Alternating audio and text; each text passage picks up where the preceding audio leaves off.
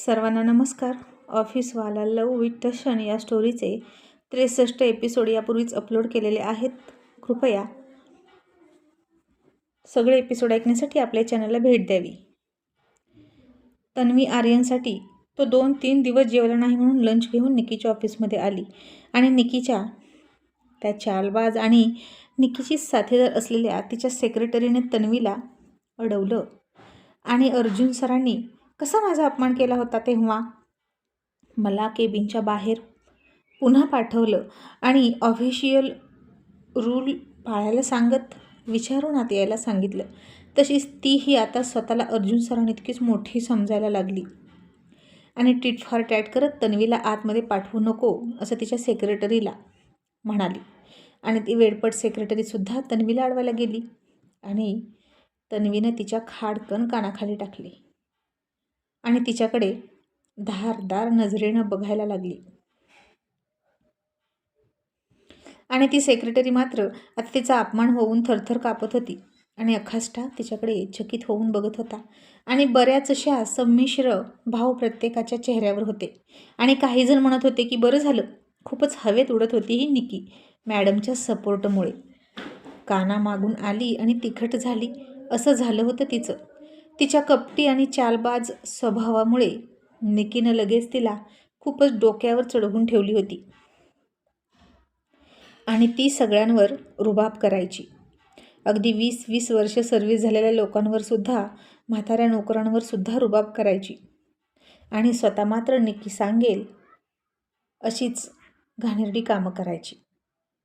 आणि आता मात्र तन्वीनं तिच्या कानाखाली दिली आणि तिचा सगळा नक्षा उतरवल्यासारखं झालं. आणि तन्वी तिला म्हणाली, फोन दे. ती तरीही तशीच रोखून बघत होती तन्वीकडे. आणि तन्वी चिडून पुन्हा म्हणाली, I said give me a phone.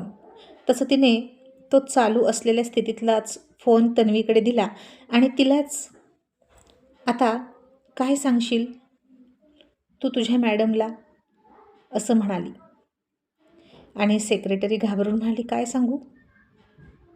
Tanvi तिच्या हातातला लंच बॉक्सची बॅग खाली ठेवली आणि हाताची घडी घालून तिच्यासमोर उभा राहिली आणि म्हणाली, तुझ्या मॅडमला सांग की इथे आर्यन देसाईची मॉम नाही, द मिसेस तन्वी अर्जुन देसाई. नाव ऐकलं नसेल ना तू कधीही तरी हे, तर द मिसेस तन्वी अर्जुन देसाई आले आहेत असं सांग.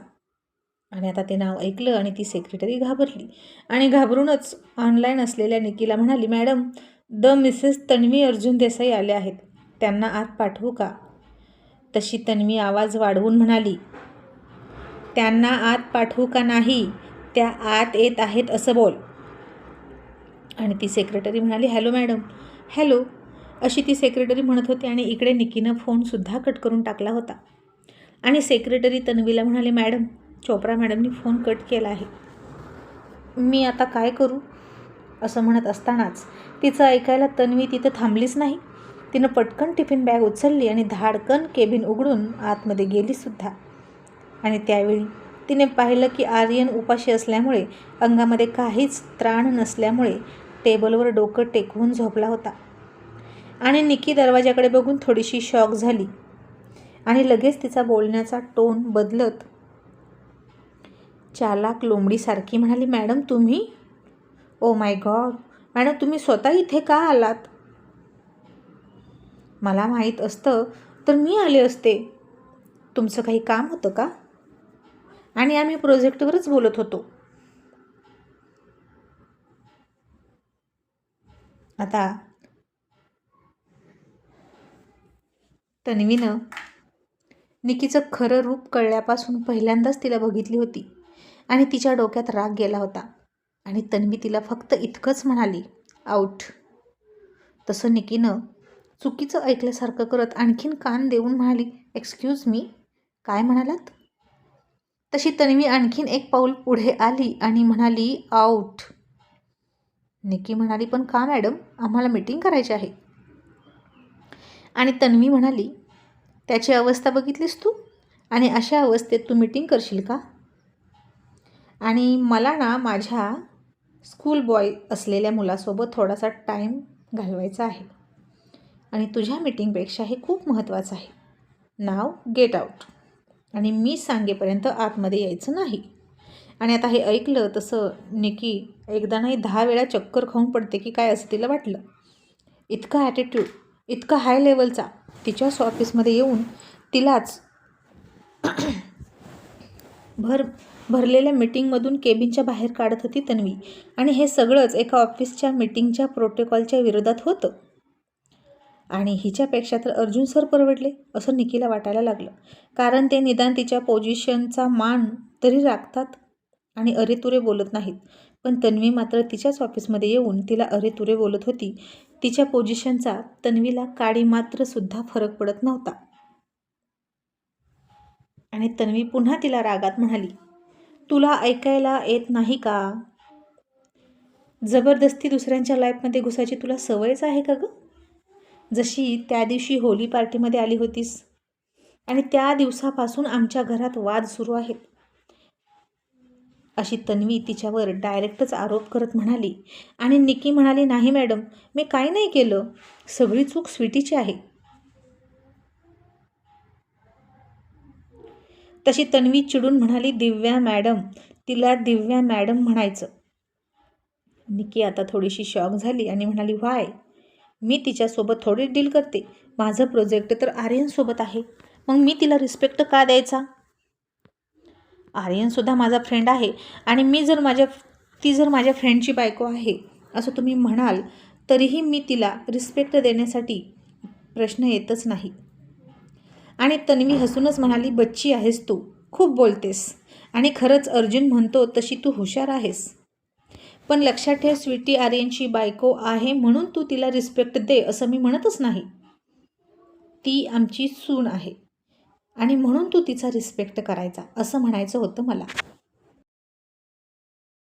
मग आता बोल, अर्जुन सरांच्या सुनेचा तू रिस्पेक्ट ठेवशील की नाही? आणि निकी आता बोबडी वळल्यासारखी गप्प झाली. होय म्हणावं तरी मुसीबत आणि नाही म्हणावं तरी मुसीबत. आणि आता तिनं काहीच न बोलता सरळ आपली केबिनच्या बाहेरच निघून गेली. आणि बाहेर जाऊन तिनं सेक्रेटरीकडे बघितलं आणि सेक्रेटरी म्हणाली, मॅडम, अहो यांनी माझ्या कानाखाली दिली आणि माझ्या हातातून फोन हिसकावून घेतला आणि स्पीकरवर टाकला आणि सगळं ऐकलं. तसं निकी चिडली आणि तिच्याच कानाखाली दिली आणि म्हणाली, मूर्ख कुठली, तुला नीट सांगता येत नाही का समजावून त्यांना की इथे बसा, त्या डायरेक्ट आत कशा आल्या? सेक्रेटरी म्हणाली, मॅडम मी काय करू, त्यांनी माझ्याच कानाखाली लावली, मी त्यांना म्हणाले होते की जाऊ नका, पण त्यांनी माझं काहीही ऐकून घेतलं नाही. आणि निकी आता बाहेर वाट बघत बसली. तन्वी कधी बाहेर येणार आणि मग कधी ती आर्यनसोबत मीटिंग करायला आत जाणार असं तिला वाटलं होतं. आणि आता त्यांचा सगळा स्टाफ त्या दोघींची ती अवस्था बघून हसत होता. आणि इकडे आतमध्ये तन्वीनं आर्यनच्या डोक्यावर हात ठेवला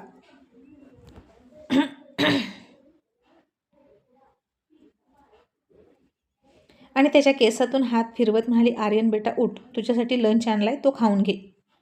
तसं त्यानं टेबलवर ठेवलेलं डोकं उचललं, तन्वीकडे बघितलं आणि चकित होऊन म्हणाला, मॉम तू इथे? आणि त्यानं त्याच्या कोरड्या पडलेल्या ओठांवरून जीभ फिरवली. त्याचा चेहरा पूर्ण सुकून गेला होता.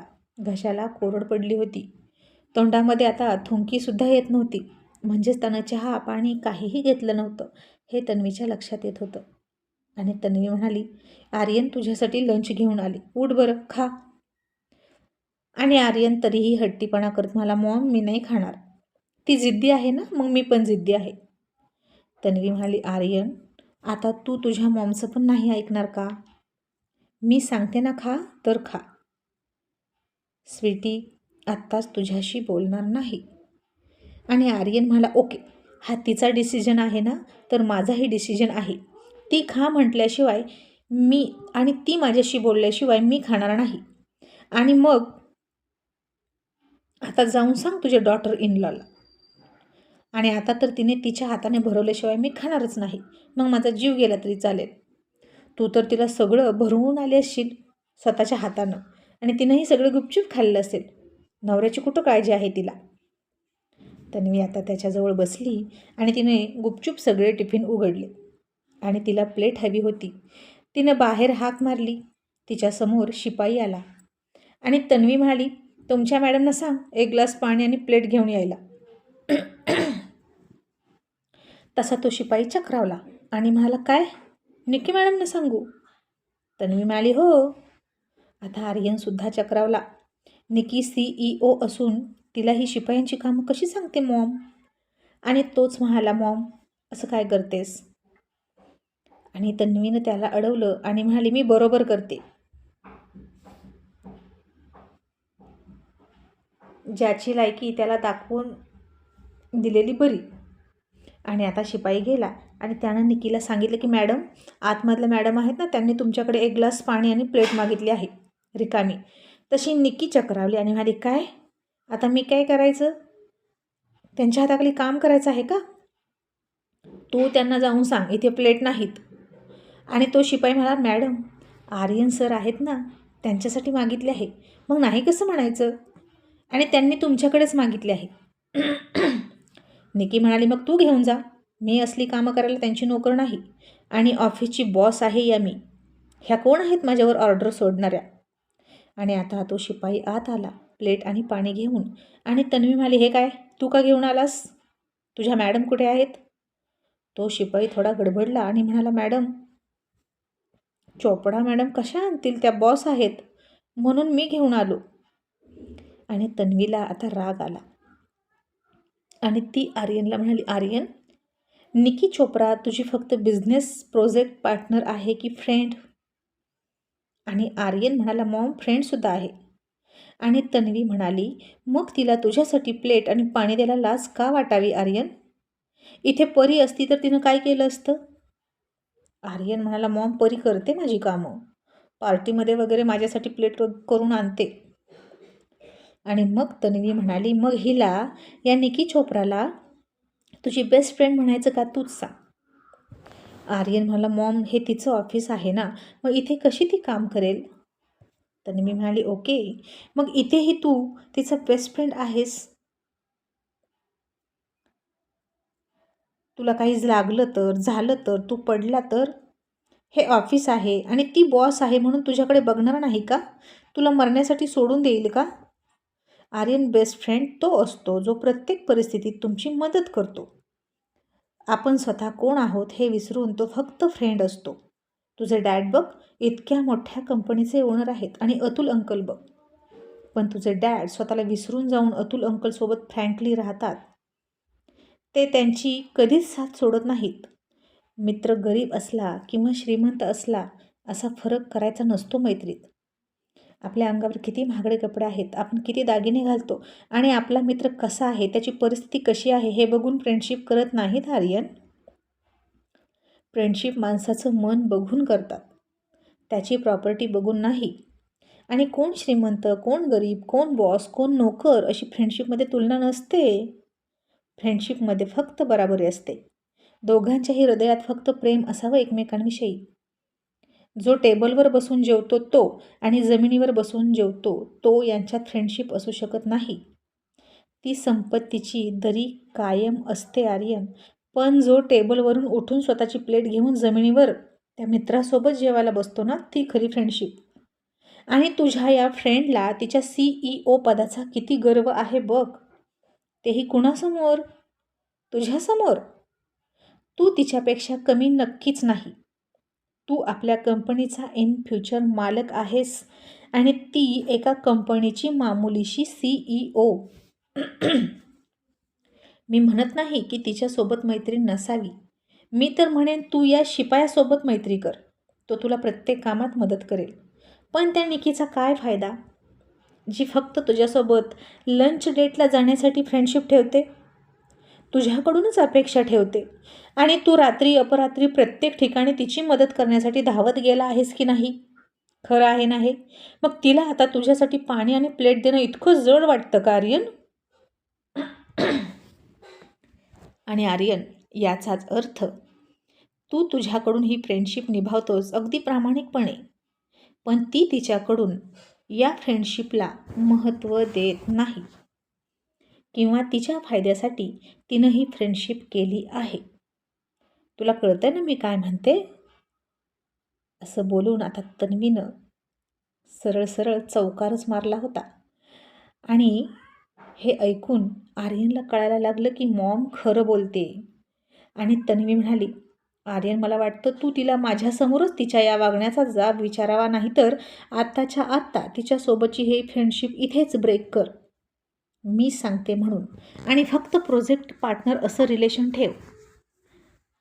आणि आता आर्यननं निकीला हाक मारली आणि म्हणाला, निकी तू माझी फ्रेंड आहे की नाही? आणि निकी म्हणाली, आर्यन, यात फ्रेंड असण्याचा आणि नसण्याचा काय संबंध आहे? मी इथे बॉस आहे आणि तू माझा गेस्ट आहे, आणि मी कशी काम करू? आणि आर्यन म्हणाला, निकी, जेव्हा तू माझ्या ऑफिसमध्ये येते तेव्हा तू गेस्ट नसतेस, तेव्हा तर तू फ्रेंडली वागतेस. माझ्या केबिनमध्ये विचारून सुद्धा येत नाहीस. मग मी जेव्हा जेव्हा जेव्हा येतो ना इथे, तेव्हा तेव्हा मी तुला विचारून येतो आतमध्ये, कारण माझ्या डॅडने शिकवलेले रूल आहेत ते. आणि तूच मला अरेतुरे बोलायला सुरुवात केलीस आणि आपण फ्रेंड आहोत असं म्हणालीस, आणि मी सुद्धा फ्रेंडशिपला सुरुवात केली. मी तुझ्या प्रत्येक वेळी मदतीला धावून आलोय आणि तू मला हक्कानं कधीही फोन करतेस. माझ्या प्रायव्हेट टाईममध्ये सुद्धा फोन करतेस. आणि मी तुला प्रत्येक वेळी माझ्या बायकोला दूर सरकवून मदत केली आहे. आणि तुला आता फक्त माझ्यासाठी प्लेट आणि पाणी देऊ वाटत नाही का? लगेच तुझा बॉसचा ॲटिट्यूड येतो का? हीच तुझी फ्रेंडशिप आहे का? मग जेव्हा माझ्यासाठी आणखीन काहीतरी मोठं करण्याची वेळ येईल तेव्हा तू करशील का, अशी मला शंका आहे. आणि आता हे ऐकलं आणि निकी चकितच झाली आणि तन्वीकडे बघायला लागली. आणि तन्वीनंच ही सगळी पट्टी आर्यनला पढवली हे तिच्या लक्षात आलं. आणि तन्वी तिच्याकडे बघून म्हणाली, अशी काय बघतेस? सांग ना, मगाशी काय म्हणालीस तू फोनमध्ये? आर्यन स्कूल बॉय आहे का, जी त्याची मम्मा त्याच्यासाठी टिफिन घेऊन आली? तर खरं आहे तुझं. मुलं आईवडिलांसाठी कधीच मोठी होत नाहीत, ती लहानच असतात. आणि जोपर्यंत ती मोठी होत नाहीत त्यांना शहाणपण येत नाही, खरं कोण खोटं कोण हे ओळखण्याचं शहाणपण येत नाही, तोपर्यंत त्यांच्या पॅरेंट्सनाच त्यांना समजावून द्यावं लागतं. आणि मलाही आता असं वाटतंय की आर्यनची फ्रेंडशिप चुकीच्या व्यक्तीसोबत आहे, आणि म्हणून मी त्याला फ्रेंडशिप इथेच ब्रेक करायला सांगत आहे. आणि इथून पुढे तू त्याला फक्त आणि फक्त प्रोजेक्टसाठी फोन करायचा, तेही 11 ते 5. यानंतर जर घरी तुझा फोन आला ना त्याला, तर लक्षात ठेव मी काय करेन. तुझी फ्रेंडशिप फक्त स्वार्थी आहे हे कळलंय आता मला. आणि निकी आता थोडी घाबरली आणि मनात म्हणाली, ओ माय गॉड, तर यांचा हा प्लॅन होता का आम्हाला प्लेट आणि पाणी मागण्यामागं? ही लोकं किती चालबाज आहेत, कुठली गोष्ट कुठे नेतात. मला वाटलं मी CEO आहे, हा रूल लावून यांचं काम करणार नाही, पण यांनी तर थेट फ्रेंडशिपवर बोट ठेवलं. आणि ती लगेच म्हणाली, सॉरी मॅडम, सॉरी आर्यन, मला जरा ऑड वाटत होतं म्हणून मी असं म्हणाले, पण आर्यन, मी आता आणते ना तुझ्यासाठी प्लेट आणि पाणी. असं म्हणून ती पटकन बाहेर पळत गेली आणि शिपायाकडून प्लेट आणि पाणी घेऊन आली. आणि तिची ती गडबड सगळे बघत होते आणि हसत होते. आणि तन्वी म्हणाली, त्याची आता काहीच गरज नाही, तू खूप विचार करून हा निर्णय घेतलेला आहेस. आणि फ्रेंडशिपमध्ये असं चालत नाहीस. तुझ्यावर हल्ला झाला तेव्हा आर्यन तुझ्या घरी लगेच पळत आला. त्यानं जर असाच विचार करून सकाळी आला असता तुझ्याकडे, तर चाललं असतं का तुला? तूच लगेच फोन करून त्याला म्हणतेस, तू माझा फ्रेंड आहेस की नाही, म्हणते की नाही? आणि आता तू इतकी मामुलीशी कामं करायला किती विचार केलास ग? मग आर्यनसाठी आणखीन काही करायला तू तयारच होणार नाहीस. तोपर्यंत आर्यननं उपाशी राहायचं होतं का? आणि स्वीटी, आर्यनची बायको असून तुझ्यासाठी ऑफिसमध्ये आल्यानंतर सेक्रेटरी म्हणून किती काय काय करतो ते हे आठव जरा. मग तू तुझ्या फ्रेंडसाठी इतकं नाही करू शकत? आणि मी तर म्हणते, तुझा फ्रेंड 2 दिवसापासून उपाशी आहे, तुझ्या लक्षात का नाही आलं? तू त्याला तुझ्या फ्रेंडशिपची शपथ घालून जेवायला घालायला हवं होतं. पण बघ, असं वाटतं की तू तर त्याला सकाळपासून कॉफीसुद्धा विचारली नाही. And now get out. आता पुढची मीटिंग आर्यनच्या लंच नंतर होईल, असं म्हणून तन्वीनं आर्यनला लंच वाढून घेतला. आणि आर्यन म्हणाला, मॉम, मी नाही खाणार. तुझ्या सुनेला सांग माझ्याशी बोलायला, त्याशिवाय मी नाही खाणार. आणि तन्वी म्हणाली, मॉमसाठी पण नाही खाणार का? आता तुझी बायको तुला माझ्यापेक्षा जास्त इम्पॉर्टंट वाटली का?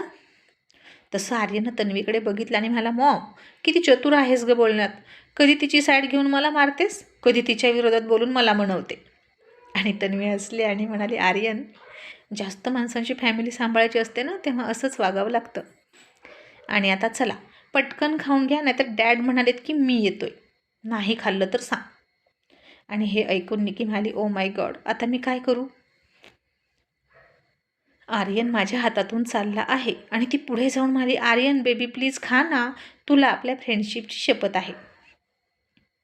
तसं तन्वीनं तिच्याकडे रोखून बघितलं आणि आर्यनने सुद्धा तिच्याकडे बघितलं आणि वैतागून त्याचं डोकं चोळलं आणि म्हणाला, निकी मी खातोय, पण तुझ्या फ्रेंडशिपसाठी नक्कीच नाही, माझ्या मॉमसाठी.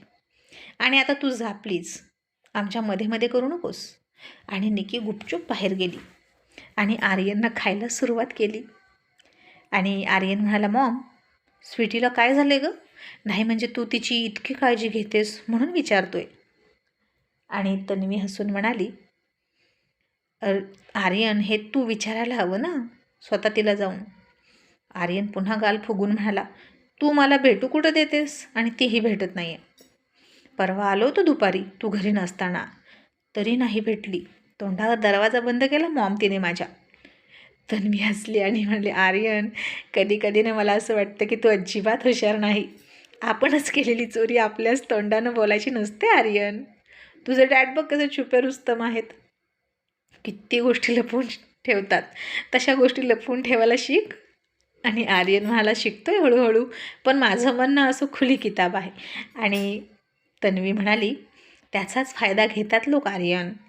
आपल्याकडे बघून आपलं ऐकून आपल्यावरच प्लॅन करतात आणि म्हणून इतक्या सगळ्या गोष्टी लगेच नसतात बोलायच्या. बिझनेसमध्ये फॅमिलीविषयी कमी बोलायचं. आणि आर्यन म्हणाला, ओके. आता ओके तर म्हणाला, पण जमेल की नाही कुणास ठाऊक, कारण त्याचा स्वभाव जे मनात येईल ते पटकन बोलून टाकायचा असाच होता. मग तो राग असो किंवा प्रेम आणि आणखीन काही. थोडक्यात आर्यनला द आर्यन व्हायचं असेल तर खूप काही शिकावं लागणार होतं. आणि आर्यन मध्येच म्हणाला, मॉम डॅडना पण बोलवून घे ना, आपण तिघे पण पिक्चरला जाऊया. आणि तन्वी म्हणाली, नको स्वीटी घरी एकटी आहे, मला जावं लागेल. आणि आर्यन म्हणाला, तिला कोण खाणार आहे, नाही तर तिला पण बोलवून घे. आणि तन्वी म्हणाली, कळली बरं का तुझी बदमाशी. बाकी काही गोष्टीमध्ये तू कच्चा असला तरी तू शैतान आणि बदमाश मात्र नक्की आहेस. आणि आर्यन खूप हसला. मग साधारण तासभर दोघे आत होते आणि निकी बाहेर वाट बघून बघून वैतागली. आणि तन्वीनं आता पिऊनला हाक मारली आणि निकी स्वतःच पुन्हा इम्प्रेशन पाडण्यासाठी आत गेली आणि म्हणाली, काय झालं, आणखीन काही हवं आहे का? आणि आता खरं तर दुसरंच काम होतं, पण तन्वी म्हणाली, हो ह्या प्लेट उचलायच्या होत्या.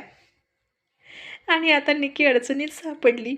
आता काय करावं म्हणून तिनं तोंड वाकडं करत हसली आणि ती प्लेट उचलून बाहेर जाता जाता खूप वाईट तोंड केलं आणि उगीच आत गेले असं तिला वाटलं. आणि मग थोड्या वेळानं तन्वी बाहेर आली आणि निकीला हसून म्हणाली, नाईस सर्विस. आणि त्या सेक्रेटरीकडे सुद्धा रागात बघून निघून गेली. निकी आता आत गेली आणि म्हणाली, आर्यन बेबी आता तुला बरं वाटतंय ना खाऊन, चल आता आपण छान कॉफी पिऊया. आणि आर्यन तिला म्हणाला, सॉरी मिस चोप्रा, आजपासून तुम्हीसुद्धा मला मिस्टर देसाई असं म्हणा. तशी निकी पुन्हा चक्रावली आणि म्हणाली, पण का, मी तर आता तुझी प्लेटसुद्धा उचलली. आर्यन म्हणाला, पण केव्हा, सगळं सांगितल्यानंतर. निकी माझ्या मॉमसमोर तू माझी फ्रेंड म्हणून फेल आहेस आणि तुझ्यात आणि माझ्यात फ्रेंडशिप का आहे हेच मला तिनं पटवून दिलेलं आहे. आणि मी तिला नाही पटवून देऊ शकलो की आपली फ्रेंडशिप कशाच्या जोरावर आहे. आणि खरंच मलाही आता असं वाटतं की मी तुझ्याशी फ्रेंडशिप का केली. आपण फक्त प्रोजेक्ट पार्टनर आहोत, तेही फक्त या प्रोजेक्टपुरते. यानंतर तू मला आणि मी तुला ओळखत नाही. Got it. असं म्हणून आर्यन त्याच्या समोरची फाईल उघडली आणि बसला आणि भराभर पानं चाळू लागला. तशी निकी थोडी शॉक झाली आणि त्याच्या खांद्यावर हात ठेवला आणि म्हणाली, आर्यन प्लीज असं का करतोस. तसं आर्यननं खूप रागात तिच्या त्या हाताकडे बघितलं आणि आर्यनचा तो अँगर बघून तिने गुपचूप हात काढला आणि त्याच्याच शेजारी बसली. आणि आर्यन तिथून उठला आणि तिच्या समोर जाऊन बसला. आणि निकीला वाटलं संपलं, सगळं संपलं, आर्यन खूप दूर गेला आहे आपल्यापासून. मग मीटिंग झाली आणि आर्यन निघून गेला. संध्याकाळी डिनर करण्यासाठी. मात्र तो टेबलवर आला आणि पुन्हा बेडरूमकडे बघत होता तन्वीच्या, पण स्वीटी त्याला दिसली नाही. तन्वी म्हणाली तिच्या मोलकरणीला, स्वीटीसाठी जेवण घेऊन जा. आणि मोलकरीण दरवाजा उघडून आतमध्ये जाणार तसा बदमाश आर्यन पळतच आत गेला. दरवाजा उघडा होता याची संधी साधून. आणि तन्वी म्हणाली, आर्यन थांब थांब. पण आता आर्यन ऐकतोय होय? अजिबात नाही. आणि अर्जुन खूप हसला आणि मला, तनू आज तो टायगर को स्वीटी की मुँह दिखाई होके ही रहेगी. अँड बेबी होऊ दे ना त्यांचं पॅचअप. किती दिवस झाले मी तुझ्यापासून दूर झोपलो आहे. आणि आता बाहेरचा गडबड गोंधळ आणि आर्यन आलेल्या स्वीटीनं बघितलं आणि तिने पुन्हा तोंड फिरवलं आणि पडद्याच्या मागे जाऊन उभं राहिली. आणि आर्यन म्हणाला, स्वीटी बाहेर ये, नाही तर मी तिथे येतोय. आणि स्वीटी म्हणाली, नाही आर्यन, तुला माझी शपथ आहे, माझ्या मर्जीविरोधात तू मला बघायचं नाही. आर्यननं पुन्हा तोंड लटकवलं आणि बाहेर आला. मग पुन्हा झोपताना रात्री निकीचे फोन आला. पण रोज फोन घेणाऱ्या आर्यनने आज तिचा फोन घेतलाच नाही. आणि निकी चिडून म्हणाली, तू असं नाही करू शकत आर्यन. इतक्या दूर येऊन मी आता परत नाही फिरू शकत. तुला माझं ऐकावंच लागेल. असं म्हणून तिनं आर्यनला एक फोटो पाठवला. आर्यनने तो मेसेज उघडला आणि तो फोटो बघून घाबरला. कारण त्या फोटोमध्ये तिनं स्वतःच्या डोक्यावर गन ठेवली होती आणि तू माझ्याशी पुन्हा फ्रेंडशिप करशील की मी जीव देऊ स्वतःचा, असं खाली कॅप्शन लिहिलं होतं. आणि ते बघून आर्यन घाबरला आणि त्यानं लगेच तिला फोन केला. आणि निकी गालात हसली.